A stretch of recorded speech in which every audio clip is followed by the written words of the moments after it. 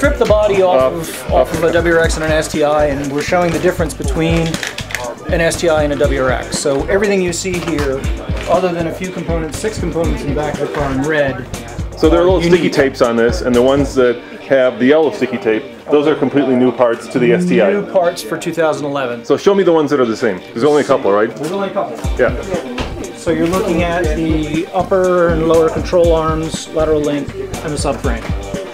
And then exhaust tailpipes. That's it. That's it. You know, as you move forward, everything is STI unique to the point that you can't even take STI wheels and bolt them on a WRX. Why not? What would happen? The bolt pattern's different. Really? The bolt pattern and the hubs are different. There's bigger bearings, bigger hubs, because the cornering loads are higher on an STI. So, you know, we always get the question from marketing when they want to build a car. Can you just put those wheels on this and make it look like? No, you can't. You have to change the wheel, and then you have to change the hub and the brakes, and the axles are different.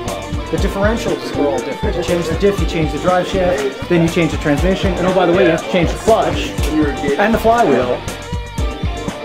When a friend of mine last year wanted to buy a new car, he wanted to get back into a Subaru, he'd driven a competitive car for a while, he said, I really want to get back into it. Should I buy a WRX, should I buy an STI? Was the question he posed to me. And I said, well, do you care about differentials? Do you care about brakes? Do you care about suspension? Do you care about hubs, wheels, tires? If so, there's, you know, all-wheel drive, DCCD, all-wheel drive. If so, there's no question. Obvious next question people will be asking themselves is, what's the difference? Not in terms of the parts, but why are they different? Are these parts stronger, more race-worthy? They're mo better.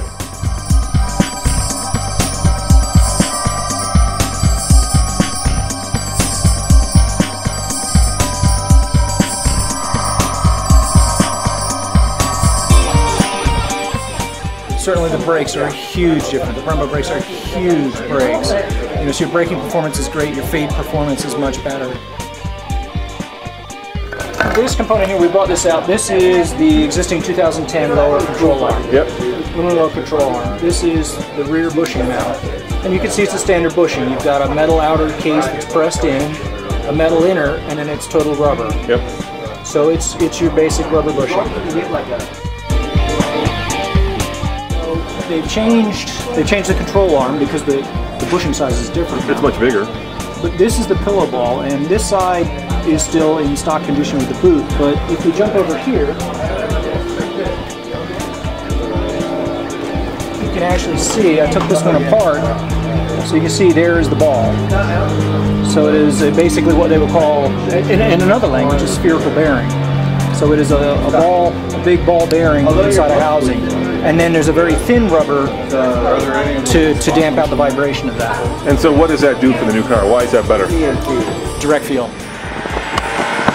So the big news obviously this year was that the new STI had a lap record at the Nürburgring. Well, I think it was 7:55. 7:55, yeah. And that suspension setup was identical to the car that people can buy? Yep. So you can buy a race-ready, Nürburgring-ready, 7:55 ready race car. Yes, you can. Now that was a Japanese market car, so it had the 2-liter engine that they use in Japan as opposed to the 2.5 that we use. So there are a few differences between our market and that market car, but suspension-wise, very much the same. So, and that's the point. This is really race car technology for the street level.